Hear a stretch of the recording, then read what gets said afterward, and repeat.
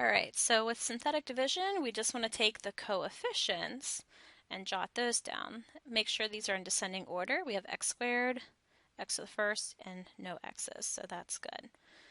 So we're going to jot down 1, -10, and 2. And then we'll put our L. And then if we set our divisor equal to 0 and solve, we'll get 2. So we're seeing if 2 is a 0 of this polynomial. So we'll bring down the 1. We'll do 1 times 2. And then we add. -8 times 2. And then we add.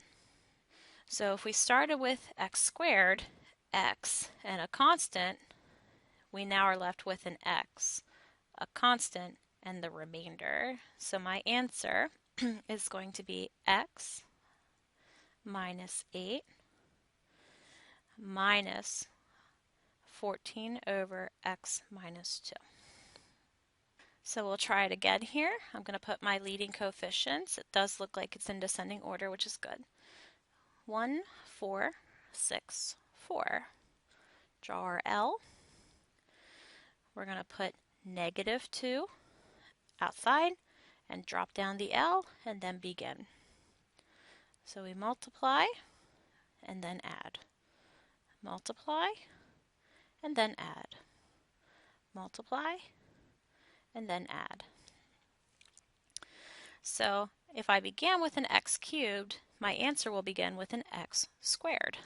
X, our constant, and a remainder of 0. So -2 actually is a 0 of this polynomial.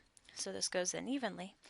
So my answer is 1x squared plus 2x plus 2.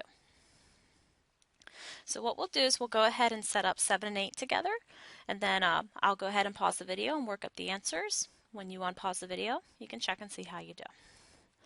So we have a 2x cubed, no x squareds, no x's, and then -54. So you do have to put the zeros in as place fillers for that x squared and x term. -3 outside, and then you can go ahead and do your thing. For this one, I have 2x to the fourth, -11x cubed, positive 11x squared, positive 4x, positive 4. And the 0 I'm testing would be 4. So go ahead and give it your best shot and see if you can synthetically divide, and then we'll compare answers. All right, go ahead and take a look.